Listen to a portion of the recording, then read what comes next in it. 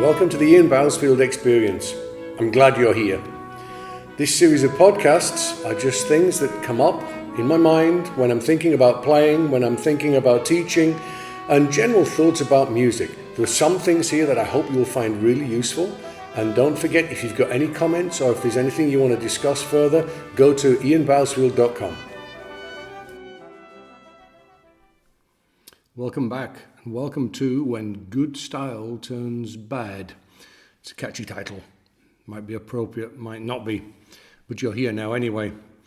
Let's recap. This is part 2 on style. The first one, I looked at what it was to belong to somewhere, what it was to be born, raised in a society that created music that belonged to a certain part of the world, and that it was our job as performers to transport the listener back to that time and place, to understand that time and place in history. And it's a beautiful, beautiful thing. It's something I really, really love. It goes back to the theory of, I think most people really wish they had a time machine and you could go back to any time in human history and walk the streets invisibly to see what it was really like. And that's one of the things that I find fascinating about style, is we have the chance to do that. How accurate we can get, who knows? Now, before we move on, I've had a couple of fantastic questions from the wonderful Ian Moffat, freelance trombone player in London and very, very good friend. And actually his questions are great for getting into this subject again. And he says, to what extent do you think the individuality of orchestras is being eroded by the globalization of the talent pool? Is that sense of musical terroir being lost, or is the critical mass of players imbued with those traditions in the orchestra still strong enough to absorb and convert global incomers to their own specific performing traditions?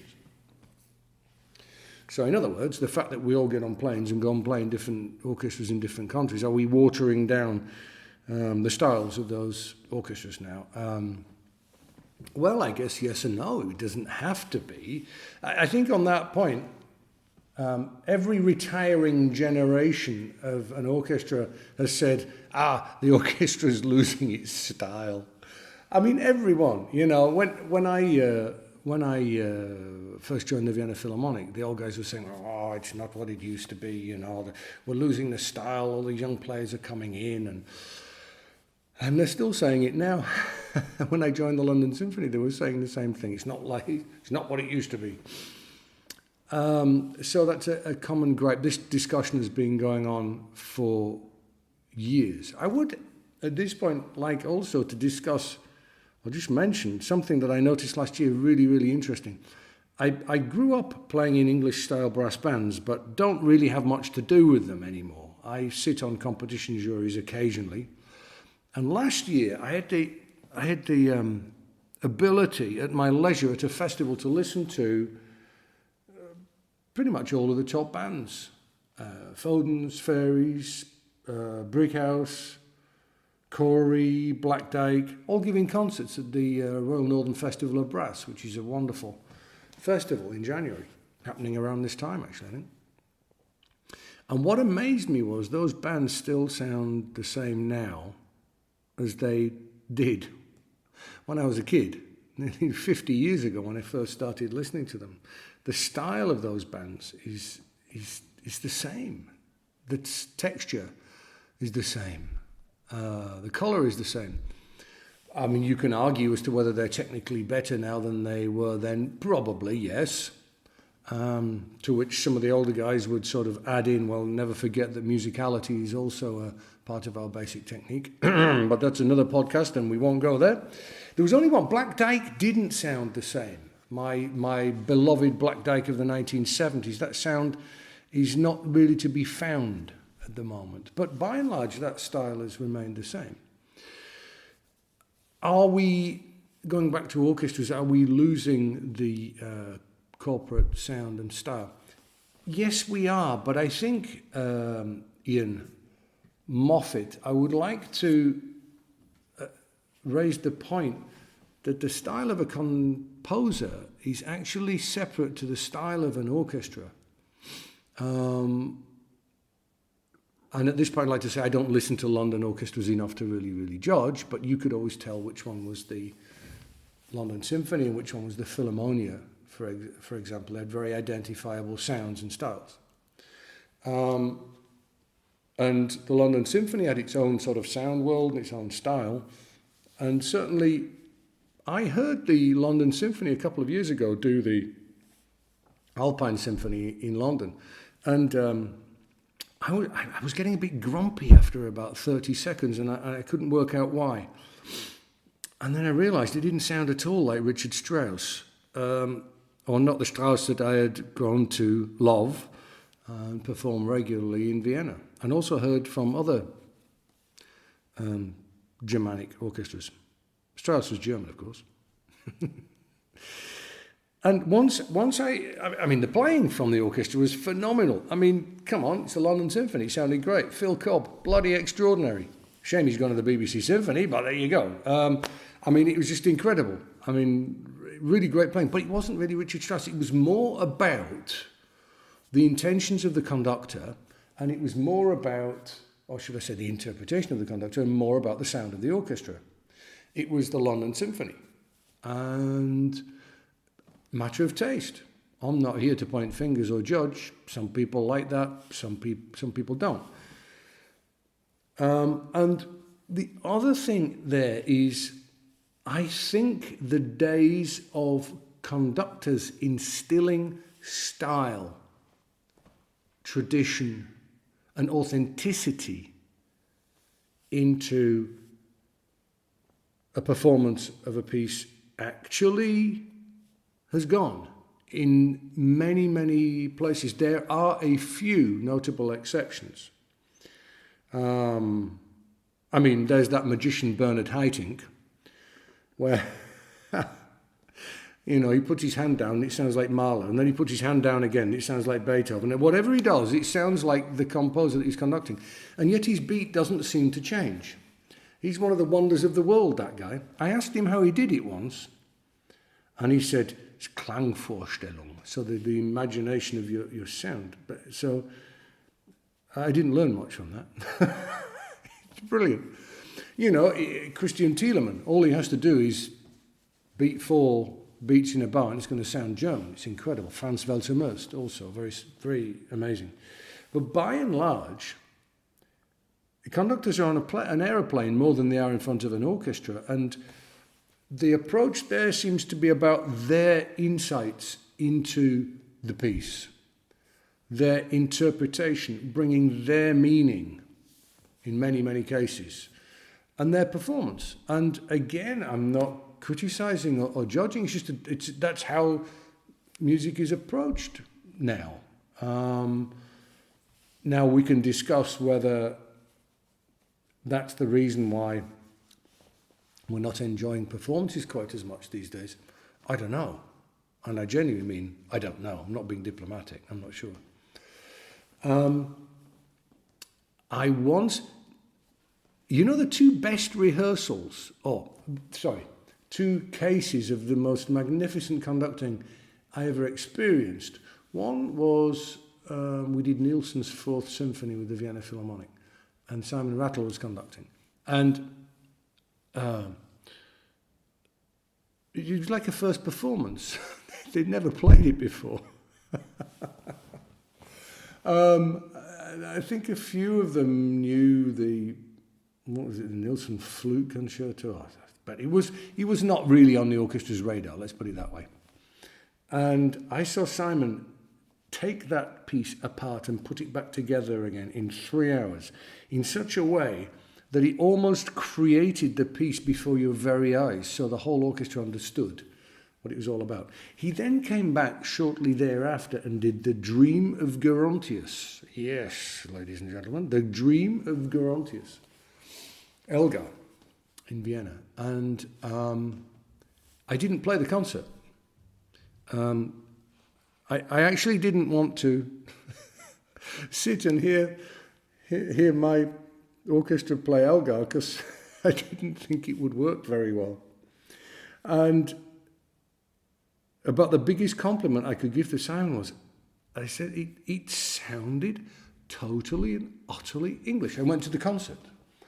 And if you closed your eyes, it sounded like an upgraded version of the Halle Orchestra with Sir John Barbaroli. He did an incredible job. But by and large, the responsibility for style and identity now, therefore, must land at our doorstep as the instrumentalists. I nearly said musicians then, but it lands with us. It's our responsibility. The days of a music director living in and spending 6 months of their year in a certain city have gone. They don't sort of sit there for 10, 15 years. They're traveling the whole time. So I think this is something that we need to do in education. I think the question, what is this? What is the style? What's the difference between Ravel and Shostakovich? And, of course, the best orchestras do that. And what I was just thinking about this earlier today. If you listen to the Concertgebouw Orchestra in Amsterdam playing Shostakovich, Ravel and Mahler, it sounds completely different, but it still sounds like the Concertgebouw. So it is possible.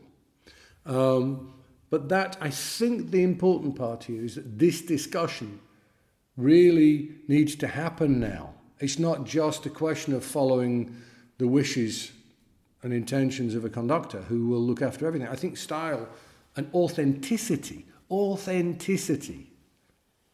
And again, let's not get into this thing of original instruments, because I believe it's possible to play in an extremely historically informed way on modern instruments.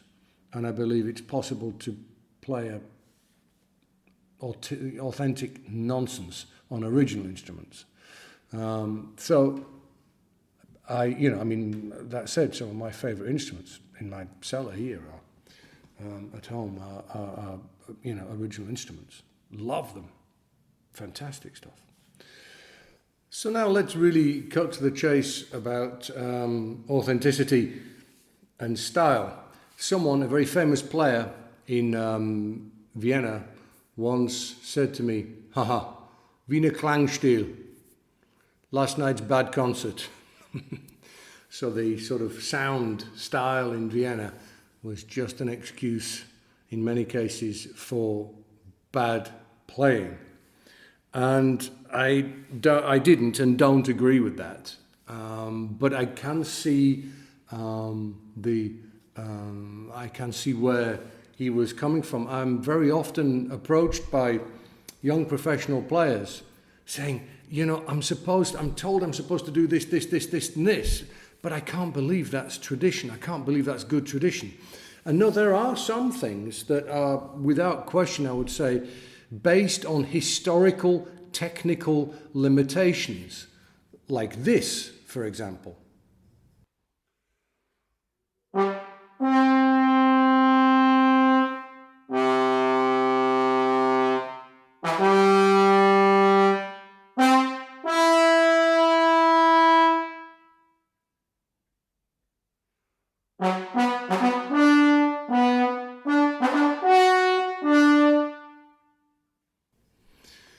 And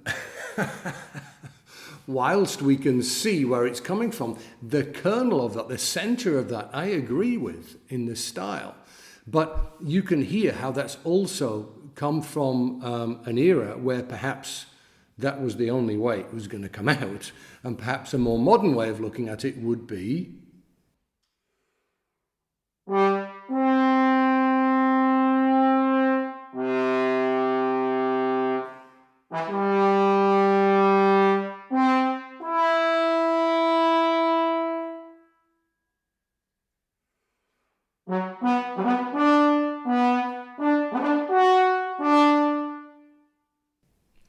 So forgive me for having played somewhat quietly, and this is not the best of recording devices, but I hope you can get the idea. It still keeps the basic parameters of sound and style, the basic idea of clarity is there. I think that's the important thing, the basis of the style, but done in a modern correct, hopefully, technique. What we really do need to avoid is the other side of the coin. And here I stand side by side with all of those German and Austrians who oppose this. I do too.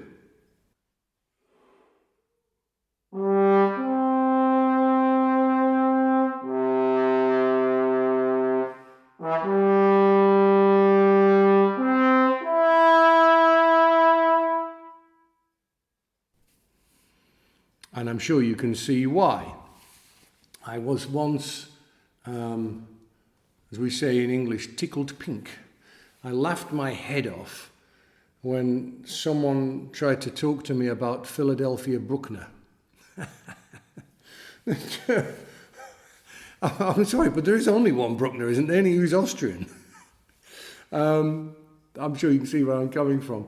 The other thing, as far as when style turns bad, is I very often, and this is often not from German players, I have to say, but people talk about the trombone character as being an excuse for sounding like there's flames coming out of the end of your bell. This is not a trombone character. This is lack of control of your instrument. And you should get yourself under control. It is possible to play intensively, even aggressively, whilst maintaining a good quality of sound. So don't let anybody tell you that the trombone character is fire coming out of the end of your bell. It's not necessary. We can do it, and we all enjoy it sometimes, but let's not pass those off as character and style. It's just as letting our hair down and having a bit of fun. And if we actually look at that, particularly related to German repertoire, I'm sure I've said this before, but the original instruments, so the instruments that Mahler, Bruckner, Brahms were listening to, the old Krushbys and Heckles were excellent instruments, and don't let anyone convince you that they were small bore instruments. They were absolutely not. Germans, please get in contact with me. I will discuss this with you anytime you like. I recently spent a wonderful day in the Grassy Museum in Leipzig and took a collection of small mouthpieces, and we had our measuring equipment with us, and the majority of those old Krushbys and Heckles were bigger than anything that we have now. Certainly bigger than if you take, let's say, I don't know, a Bach 42, for example, the actual end of the slide measurement was actually bigger than what we're playing on today. And those instruments, so the instruments that those legendary composers were listening to, in my experience, it was almost impossible to make a nasty sound on them. It was almost impossible to make an aggressive sound. You reach, it gets louder, bigger, and then it just packs in on you, it just stops. You can't get nasty with it. And again, if we're talking about style and authenticity, that is what the composer had in their head. The medium bore trombone, the dual bore German trombone, the model Wetzke comes from 1930, not 1880. And if one of my changing countries, one of my favourite recordings is the Debussy Peleus and Melisande from, I think, Aix-en-Provence in about 1952. And it is one of the most seductively charming yet approximate recordings of anything I've ever heard. It was a live recording. And it sounded in some cases like the musicians had not let the concert get in the way of them enjoying their day. And I think you might be able to work out what I mean by that. And but the trombone sound is just this piping, beautiful, sweet, really glorious sound. There's no aggression in that. That is the trombone character. So now to the international globalization of the talent pool with everyone traveling around. Is it watering down the style of orchestras? Well, it can. But I think in general, no. Unless you change 50% of the orchestra in one go. I think that what happens is the new players come in and they fit in with whatever's been happening for the last who knows how many years. But it will move slightly and slowly, like steering an oil tanker, where you sort of like turn the steering wheel and 5 minutes later it starts to move.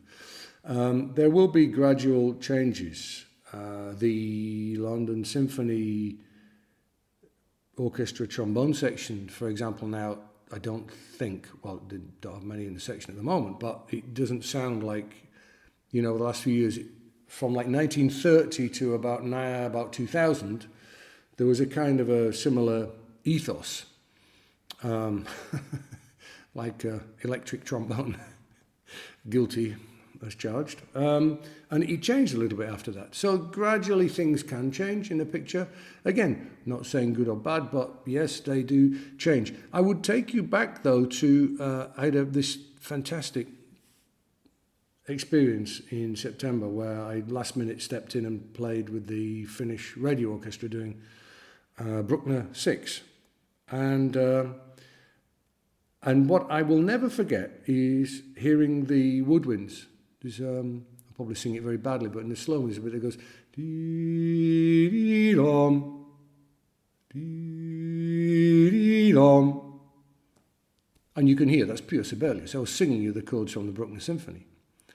And I found it utterly charming that they didn't, what the Germans do, abphrasieren.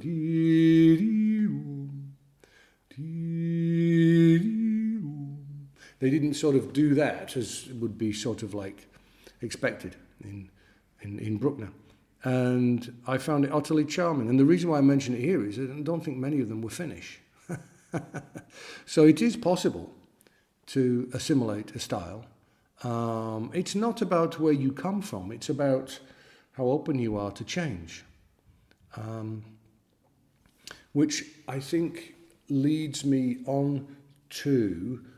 At the very end of the last podcast, I left it with saying, music, the universal language, my backside. So I believe I owe a slight explanation here. When we are auditioning, when we are looking for new members of our team, of course, we're going to be looking for somebody who does what we do, that plays the way we play. Of course, it's logical. You don't want to employ someone who doesn't fit in at all. But the degree to which one looks, I think, is very important. Particularly in the Germanic realm of orchestral auditions. And I understand why they do this. I say particularly on trombones. I don't know whether it runs through the whole orchestra, although I believe it does, having spoken to a few orchestra managers, that it's like, we're looking for somebody who does this and this and this and this and this and this and this. Exactly like this, exactly like this. This note has to be this long, this rhythm must sound like this sound has to be like that.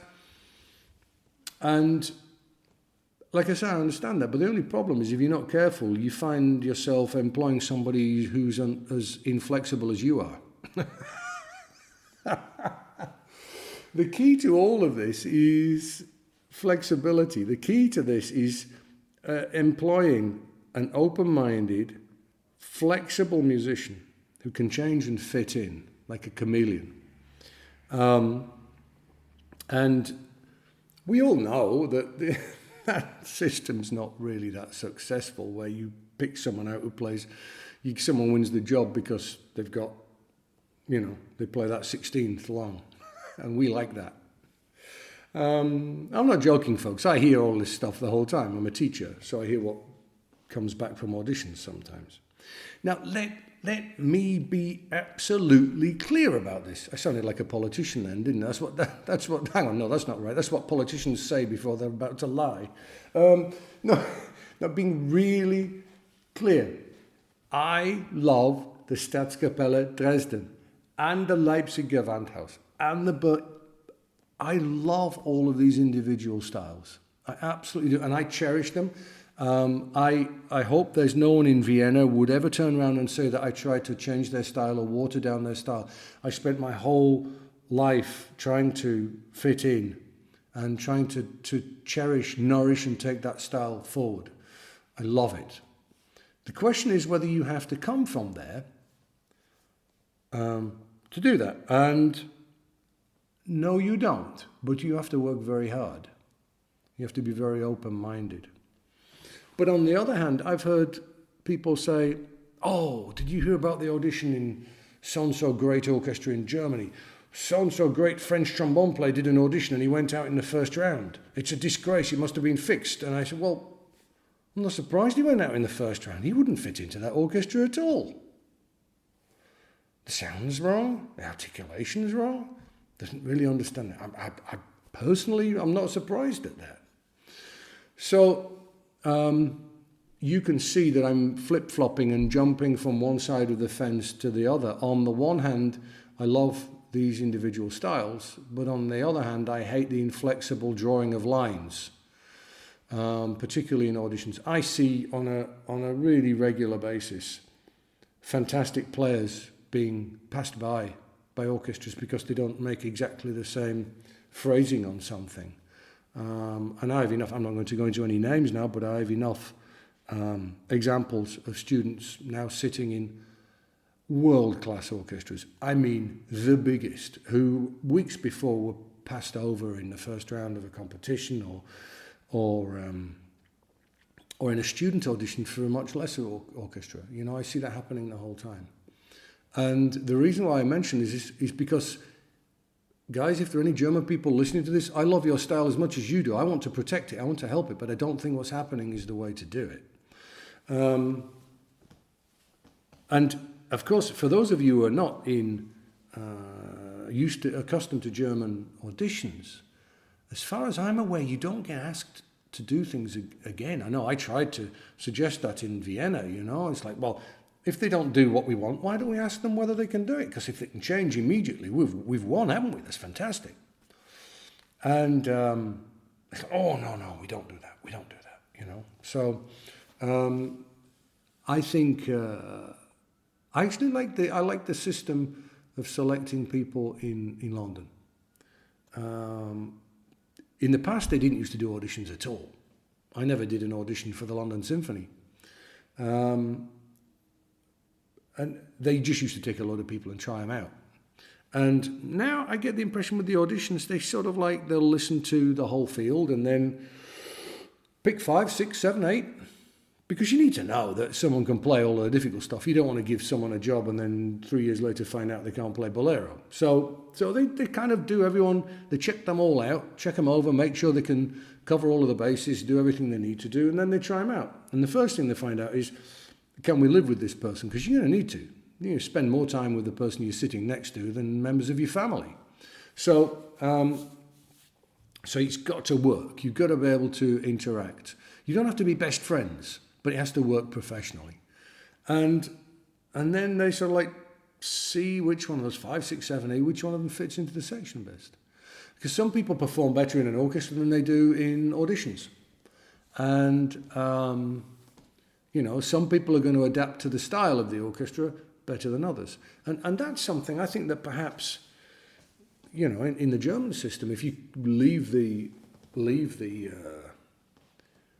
system as it is, but rather than taking one, you know, you take 4 or 6, you know, take 6 of them and give them all 2 months tryout over the next year, and then in a year's time you've got someone. So I see the audition system has been very much a way of drawing lines, as just sort of like using style as an excuse to draw lines between you and the next person. And music is supposed to be the opposite of drawing lines. It's supposed to be inclusive. It's about the universal language. And we can't all start off agreeing and doing the same thing, but we can reach the same conclusion. So that sounds like I've gone on to a little bit of a rant about auditions, but that's where I see, style and identity going a little bit wrong. I sometimes wonder whether Wagner sat at home and decided he'd pick out this melody just for a bit of fun to get trombone players fighting for all eternity. And I think he thought, I know, dun dun dun dun dun dun dun dun dun. Hey, that's fantastic. They're going to fight over that one, aren't they? You see, the thing is, just about every orchestra thinks that anyone who doesn't play that the way they do it is crazy. Everybody knows it goes like this, but everyone has a slightly different way of doing it. Now, okay, there is a kind of bog standard, basic-ish way of doing it, but that's one of those things. It's like, oh, what's wrong with her? They're stupid, don't they understand how this is supposed to go? It doesn't go like that. Now, the reason why I mention that is, by the way, if you're practicing the Ride of the Valkyries, it's in 3/4. There's an accent on the first beat of the bar, and so that should be the loudest note in the bar, and we should hear each one of the notes produced very clearly, and it should be in tempo. Start there. It starts to sound like the Ride of the Valkyries when you do that. As far as the individual styles of orchestras are concerned, maybe you better talk to them. In my last season in the Vienna Philharmonic, I did the ring cycle 3 times. Well, did the ring cycle with Franz Welter-Möst, and then recorded it with Christian Thielemann, and then we did that ring without words with Lorin Maazel. So I played the Ride of the Valkyrie with those 3. So Franz wanted dan dan din dan din dan dan dan din dan din dan din dan dan. Franz, I'm sure you won't be listening to this, and if that's not what you intended, I'm really sorry. Christian Thielemann wanted, if I remember, din da din pam bim da din pam bim da. So there's like a momentum at the end of the measure, and Lorin Maazel wanted pam pam padam bim pam bim padam bim pam, really heavy at the end. So when we say everybody knows how it goes, we don't. And so now, how do we identify style? I work very often with students on many different instruments who are preparing for auditions in all manner of wonderful orchestras. And I think in this day and age, we like to analyze everything. It's French trombone music. Play with vibrato. That's nonsense. That's probably another podcast. French trombone players didn't start using vibrato until Gabriel Masson became obsessed with Tommy Dorsey in about 1955, 1956. Come on, French trombone players, you know that, and if you don't, actually you don't listen to this anyway, I've seen the demographics. So the French trombone players played straight up until about 1956. So what is style? We think French music, play vibrato. I think what we want to do is, in this day and age of analyzing, identifying, intellectualizing everything, we want to write it down, we want to identify. If you want to sound like a German, you'd play with this articulation and this sound and this length, but hang on a minute, what is this sound? How do you define sound? Oh, it's dark or bright. Really? That's the best you've got? Good luck with that. This is about... You can't do something physical. You can't do something cognitive to assimilate the style of anyone, anywhere. It's about speaking and understanding the language of music.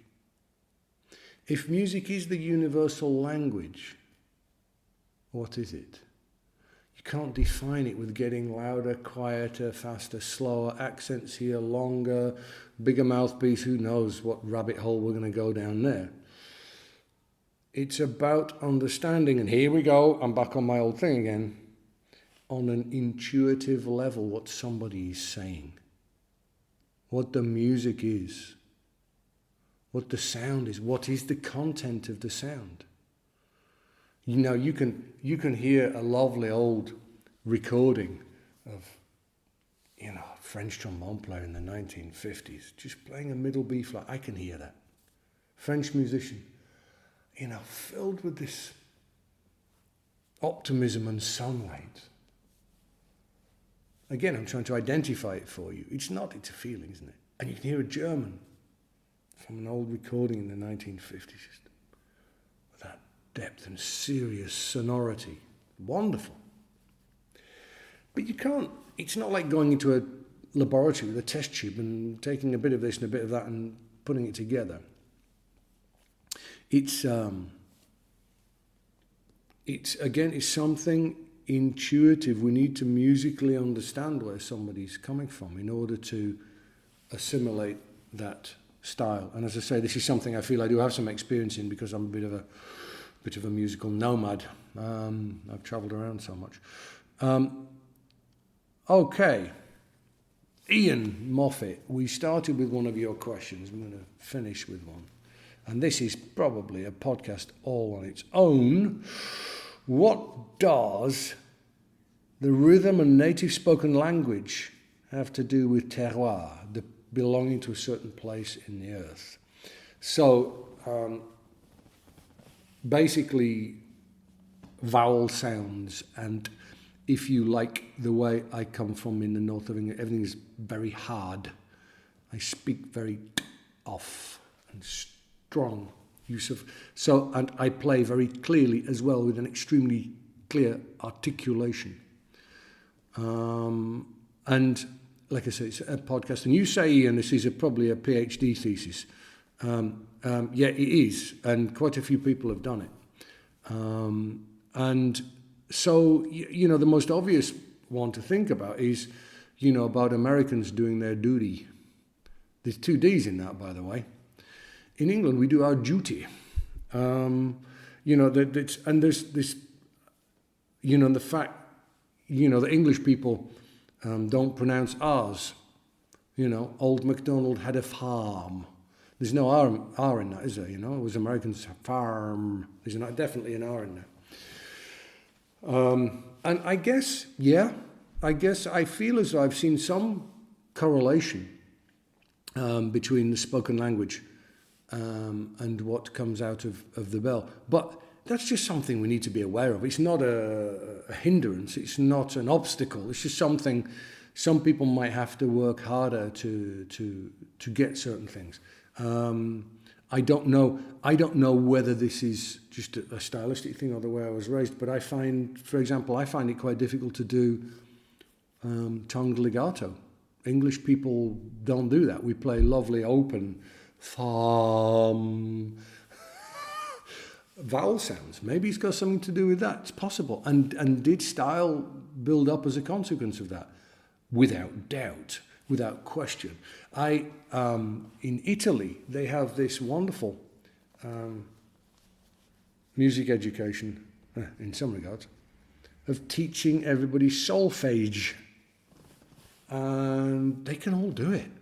My bloody Italian students, they do you the Bluebells of Scotland to solfege. It's incredible. I wouldn't know where to start. And they, it has a disadvantage because they identify a note by its name, by its solfege name. And I'm so bad at solfege, I'm not even going to try and do it. But in my musical language, if I'm going T-O, T-O, the O, will happen as I descend T-O. Whereas if, let's imagine that note at the bottom is an E, you go T, you can't get down there. And it took me a while to work that out, but I've known that caused some people some problems. So that's 2 things. One is the natural language and the other is the solfege. So I'm aware that this podcast has wandered somewhat, and it's a little bit longer than I intended it to be.